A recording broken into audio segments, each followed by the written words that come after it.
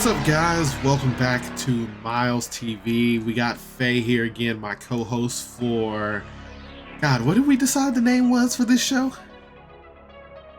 Did we decide a name? I don't remember. Reviewing the Infinite Infinitum. That's what it was. Yes. So, welcome back to Reviewing the Infinite Infinitum. That's real hard to say together sometimes. Yeah, we need to workshop that. It's a work in progress. Actually, you should just add. We should just ask, what do you guys want it to be called? Any ideas? Shoot some ideas at us, get us, because, we are on episode 2, The Fool's Journey. This episode was long. It was 2 hours. And I don't know if it was because it's 6 players, they split up, they wanted to do their own things, but this episode, I was not expecting a 2-hour episode when I sat down and listened to this today. I have a suspicion of why it could have been 2 hours, but I also don't want to do that and call Grant out on it. Grant just wanted to play. Him out. He just wanted to play a kid. He wanted to play a kid for 2 hours long, okay? Hey, that kid wasn't even there half the time. That is true, but still. All right, let's go ahead and jump into this. We start off with the old crew. Oh yeah, I wrote in here fan mail. With the new campaign and new people, I thought we were going to get like new intros to fan mail, but we got the old crew reading fan mail for the new Patreons.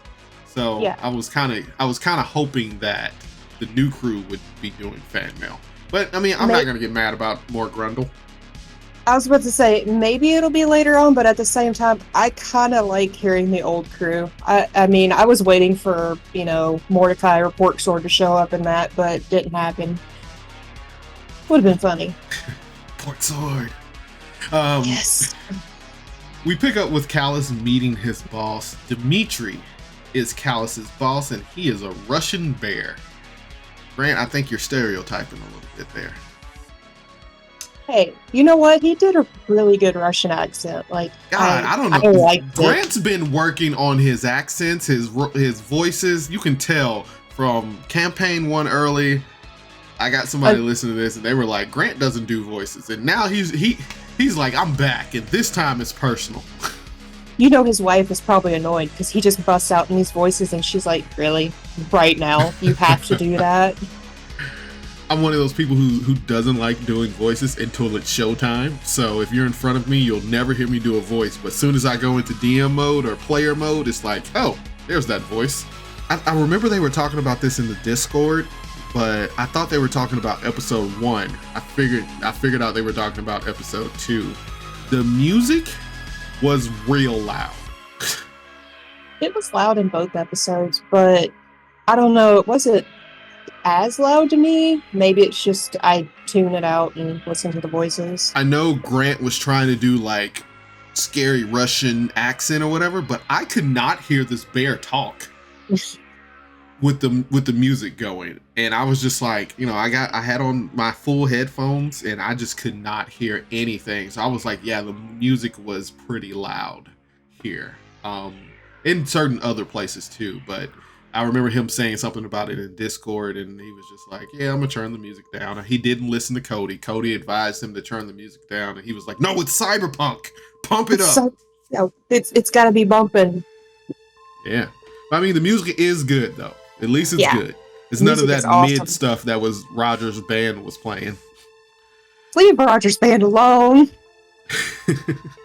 Anyway, he had a rough day. Seems like his new boss is checking in with him, seeing where his loyalties lie, and Callus is like, guys, pay me. I'm going to do what I'm going to do. He gives Callus a continuous job with no questions asked. Did he kind of like go into like what the job was? Because I think I missed that. He did ask if Callus could, be a killer because that's what he needed. And Callus said he assures him that he can do whatever he needs. This is like a whole another mob situation like in Power Word Fail, just a little shadier. Yeah. But Callus heads home for the night after that meeting. We cut over to CC. We cut over to CC in the club, and a kid runs into the club, and we find out real quick that it's CC's younger brother. She hasn't seen him in a few years. She immediately pulls him outside and asks, what is he doing here? And we find out that he paid some fixer or somebody to find her. Which she starts getting really worried because, she's like, if you found me by paying me, did you erase all the stuff? Like, are parents gonna find me? Which has me wondering, what's wrong with her parents? Right. I'm right there with you. There's also the moment that he shows her his tattoo. Grant has inserted ACAB into this, except it's AB. All bees are bastards. Because that's their police force. I'm sorry, I got a kick out of that. But once again, as you said last time, and I think me and you have talked about this is when we start seeing that Grant's little kids are shits. They're all every little kid shits. He's ever played has been a little shit. And I agree. All kids are little shits. Like, I agree. This is why I don't have children. He asks to be her net runner, if he can be her net runner. He says that he has lots of money and he took it from their parents or something like that. And Cece starts checking her surroundings and sees that somebody's listening in, and she immediately starts to take him inside because that's just bad news. She bumps into Kat and sees a body bag in his trunk before he closes it. Nope, was not his trunk. He did specifically say it was a compartment that was hidden in the trunk. So it's not exactly the trunk. Okay, yeah. Come on, it's cyberpunk. They have to put hidden compartments in hidden compartments. You're right. I'm wrong. She asks Kat to watch her brother, and Cece runs off to find Sapphire. Now, I know what I said last episode that Pippin didn't do a cool voice or anything. I take it back, Pippin. If you listen to this, I take it back. I like your Pippin-esque robot voice. Man, so when Pippin was watching Rory, Cece's younger brother, fake name Rory, he's like, have you ever cleaned a gun? And the kid was just like, yeah. It was like, oh, yes, Penny, I have. I was gonna teach you. He was like, wait, hold up. I could always use more pointers. Come on, show me. And Kat just teaches Roy how to clean and load a gun.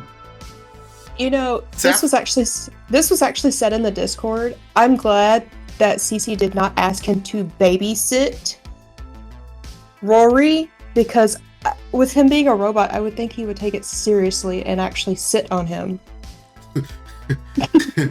I'm glad Kat's not that kind of literal person, or because I think he would have done it. I think he would have done it though. I don't think so. I'm holding out hope, because those kind of personalities annoy me, because it's just like it's a thin line.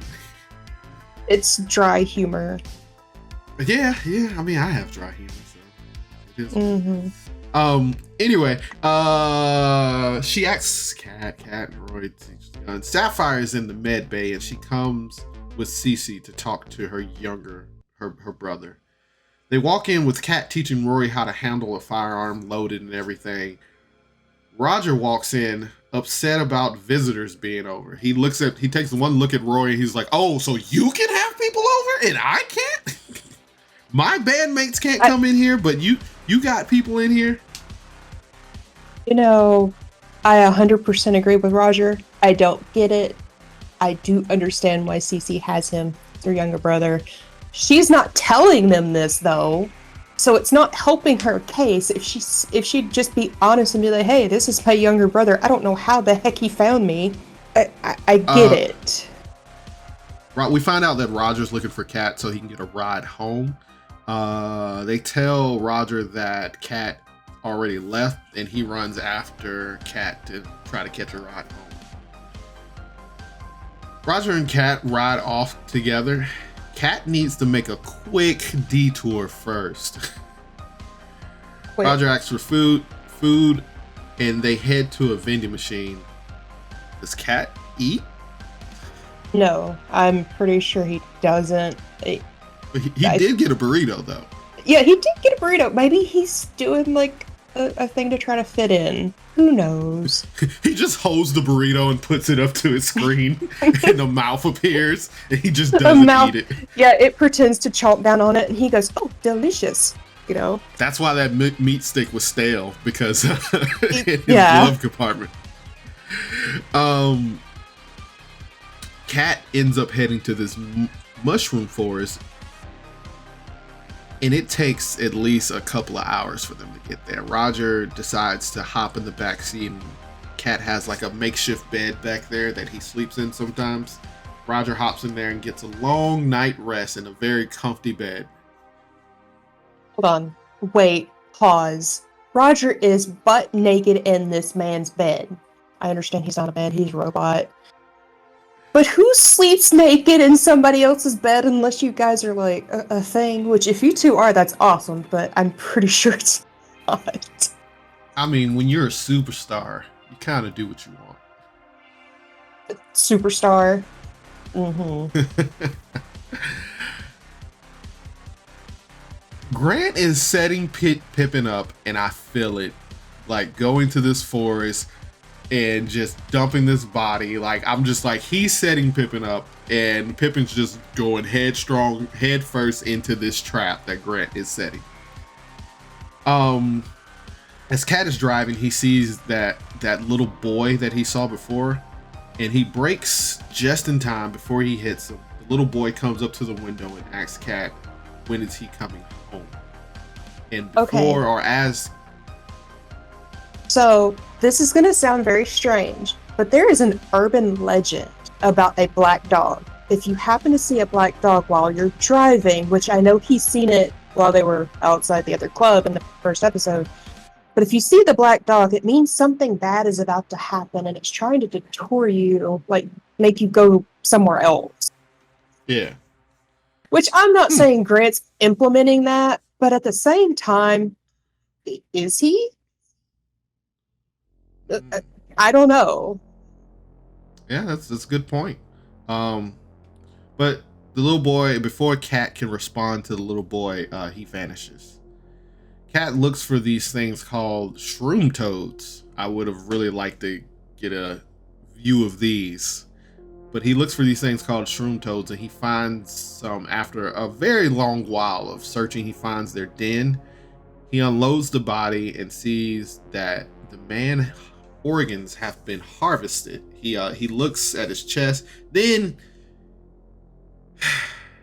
I don't know if this is Pippin's character type, or he just doesn't know enough about cyberpunk, or that's just, I don't know. But he does something that you're not supposed to do in this line of work or in cyberpunk. He takes a picture of the body. He did specify that when he was taking the picture of this body, that he was making sure that it couldn't be, but you couldn't discern where he was at with this body. Yeah.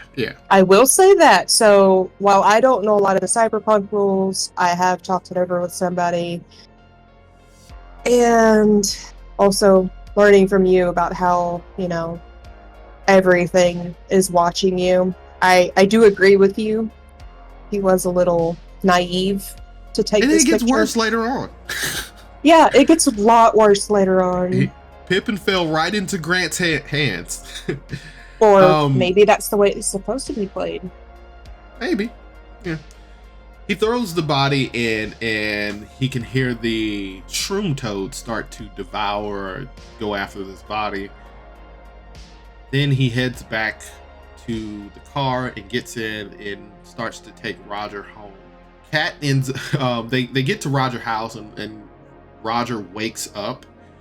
And as he's getting out the car, Kat takes a picture of Roger as he's naked, getting out the car. He forgot he was naked. Yeah, completely. He completely forgot. Cody just completely forgot that, and I love Pippin for catching that. Roger heads in and gets like some deodorant and just kind of does like just a little quick wash off, and he comes back out. Yeah, bird bath. And they head back to Hawk's Landing. Callus heads back to Hawk's Landing. The group meets up, and everybody meets Roy at this point. No one is excited about it because they're like, why does this kid get to be here and nobody else gets to be here? Why even is this kid here? Who is this kid? I do think it's hilarious that Rory speaks up and says, if you keep saying my name, even I don't believe it anymore. He's like, we all know that that's not my name. They finally focus on the job and they come up with a plan. I'm not going to go through all the plans that they did come through and all the bickering, but they go back and forth for a while, and then they finally come up with a plan. Cece asks for an hour to handle Rory so she can figure out what to do with him. Callus asks Sapphire for therapy for Bruce. Apparently, Bruce's trigger finger is getting a little slow and he can't be having that out on the streets. Kat interjects and shows the dead bodies he disposed of. And this is just like where I'm just like, oh man, this is where my trauma shows up in Cyberpunk. And I'm just like, don't do that. And immediately Sapphire figures she might know this person. Okay. It's not just Sapphire. Yeah. It's not just Sapphire that might know this person. CC. Or CC. That's all I'm going to say. Because I don't know what else to say. I feel so bad for her on this part. We find out what Roger did to Callus. Like what happened in Callus's house when his bandmate came over and why he's not invited back. There was a lot of... there's this streak of something on his white couch. Because they were naked. This is why I said, why are you sleeping on somebody else's furniture naked? When you're a free spirit, you're a free spirit. No. Do not defend this, Cody. Put clothes on. You do not need to sleep naked in somebody else's house. Wasn't Bruce told to watch Rory so they can talk? Yes. Sorry, this is where Callus basically told Bruce, go watch the kid. Yeah. Then after a while, Cece goes out to find Rory. She doesn't see him, and she's like, Bruce, where's the kid? Bruce doesn't know. Bruce starts to panic. He goes outside. Cece goes outside eventually, and she sees that Bruce is having this breakdown, that Callus might fire him, that Callus is going to do something. Then we go back inside, and Kat is still continuing to show pictures of this dead body. Cece gets back in, and she sees the dead body that Kat is showing, and she passes out. One thing to note is Callus does kind of like soften up and catches her, but he immediately goes back to, if you faint from this line of, like, if you're exhausted and you fainted, like, you might want to rethink your line of work. Still don't trust this man. I'm sorry. Yeah, so Callus catches her. Cece comes to with the help of Sapphire. She kind of wakes her up. She knows the body and she questioned Kat. And Kat, like, I say that he shouldn't have been like showing the picture, but he does not release any information about. He doesn't have any information. The only information he had was to dispose of the body. But yeah, I mean, he still didn't say, my handler gave me this mission. My handler, he was very discreet about, like, I cannot tell you that. Oh yeah, I forgot about that part. Hell, even so, he still didn't have actually any information where it came from. Yeah, that too. You are correct, but at least he didn't give her breadcrumbs to follow. Sapphire, Cece comes to, she eventually storms off after questioning Kat when he doesn't answer. Sapphire runs after her, and I'm getting that like they're real good friends, or at least Sapphire's kind of the mom of the group and she kind of wants to support everybody because she seems to care about a lot of people. But that could just be because she's a healer. The rest of the group goes back to planning. Callus calls in Bruce. He is a sad puppy. He is a real sad puppy at this point. He thinks he's gonna be in trouble because he lost the kid. But Callus kind of just like, I don't care. Like, do you want me to care? Like, he doesn't care. They finally form a plan. Roger and Cece are gonna go in and case the joint. Cat and Bruce will be the wheelman. They'll hang out in the car. Callus and Sapphire will case the outside of the building. They decide to go at night because that's when the best time is. Because the moon's up, they go inside or something like that, right? Yeah. It also gives Cat a chance to sleep. Yeah, because at this point, a lot of people are exhausted because a lot of people stayed up longer than they should have. Cece goes to sleep. Cat eventually, when everybody wakes up, Cat eventually gets paid for the job he did. Callus heads to the VR bar, and it took me a minute to get this because in Cyberpunk you have these things called brain dances, and brain dances are basically you're reliving somebody's life, and you can feel, you can smell, you can see.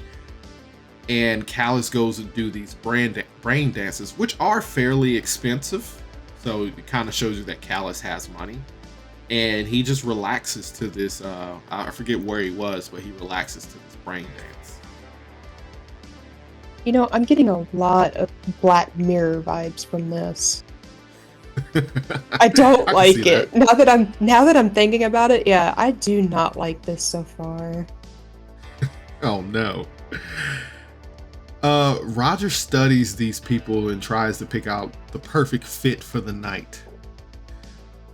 And at this point, I'm like, does everybody have a house? So why do they need to be at the Hawk's Landing? I guess it's a central meetup lounge or whatever, but it seems like they all have their rooms or somewhere to be in the Hawk's Landing. But I'm like, everybody seems to have a house. So I don't know. They head out for the big job, and we get a bit of lore about the world, and I actually really like this. But we find out that the AI that built the city that they're in was hacked, and it was taken out by this virus. Anyone who is currently wearing cyberware at this time gets turned into like a cyber zombie, basically. And they try to spread the virus as if they come up to you and they try to attack you, they try to spread the virus through your cyberware. So I wonder if people without cyberware are okay. This place has been walled off, so not to make sure that the infected people don't get here. But I really like that kind of idea. I can't wait, because I know it's going to be a thing, and I can't wait for them to have to run into that.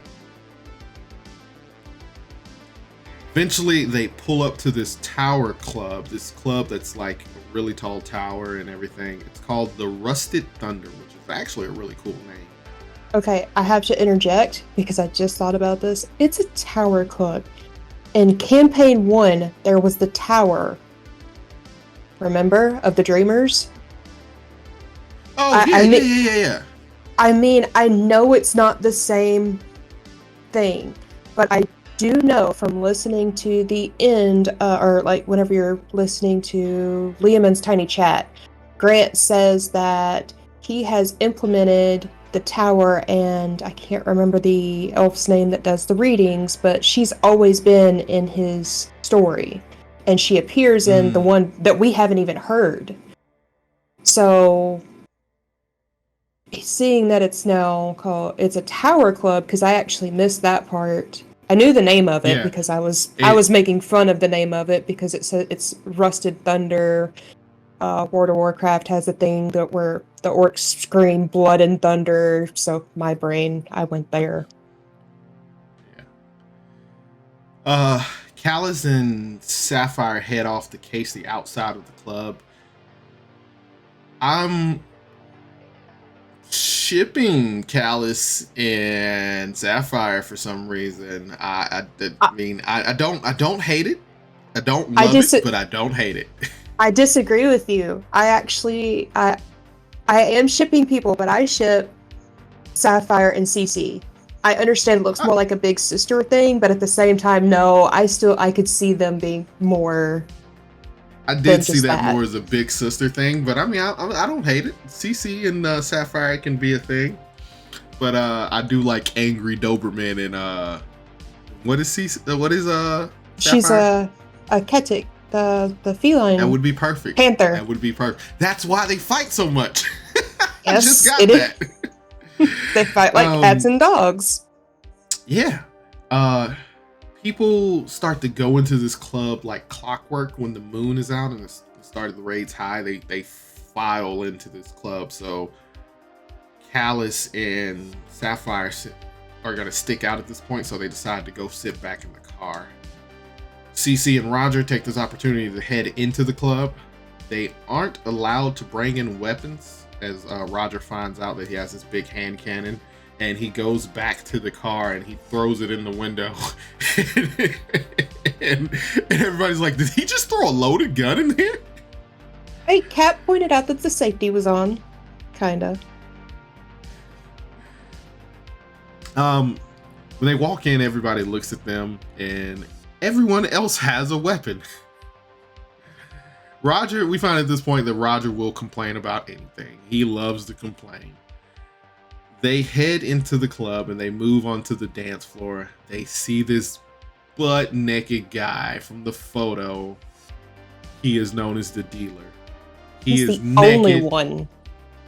He's the only one on the floor. Only one on this floor, dancing completely butt naked, just having the time of his life. Then again, if there was a man dancing naked, I don't think I'd be on that floor either. I don't want that. I'm good. Roger and this naked man, the dealer, have a dance off. Roger is immediately losing. He just don't got the moves. He's not free enough. There's not enough butt wiggles. CC immediately goes to get a drink from the bar and talks to the bartender. She tries to hit him up for information. The dealer talks to Roger and asks him his name, but Roger struggles with coming up a fake name because he doesn't want to just say, my name's Roger. You know, I don't blame him for wanting to use an alias, but you got to get on your game. You should have just told him that your name was Waffles. That's one of your bandmates. At least it wouldn't be you in trouble. Eventually, talks of card reading gets brought up, and Roger was like, sure, let's read my cards, and also you can bring CC into this. Roger goes first and he pulls a card, and he gets the superstar card. It means that he is gonna have a lot of fame, fortune, and followers, but that does come with some responsibilities.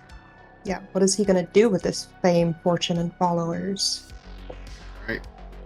Then he almost forgets, but he starts to read CC's cards, but then he's like, there's too much negative energy. You're too boring. I can't do anything with this. And he decides not to read CC's card, or he can't read CC's card. They eventually sit down for the night, and they realize that they're kind of stuck in this club until morning, because that's when people leave. So they decide that they're going to stay in this club and kind of tough it out. So they quickly call Sapphire and Callus and say, hey, we're staying here for the night. And Callus just immediately like, okay, let's go home. He does not care one bit. And he actually invites Sapphire over for a lovely night. He didn't say that. He just told her that she was allowed to spend the night. You are reading way too much into that. I am reading I ship. I thought you didn't like. I thought you didn't like player ships here. Oh, I hate it. I hate it. But if it's gonna happen, it's gonna happen.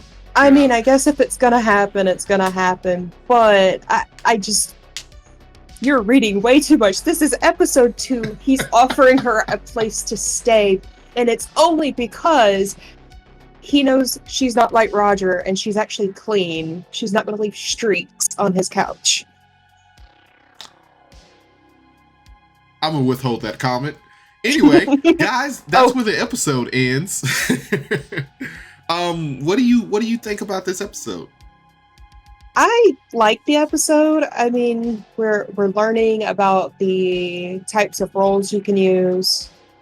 Like early on, whenever Callus is with his boss Dimitri, you find he uses some kind of role to persuade him. I forget what it was.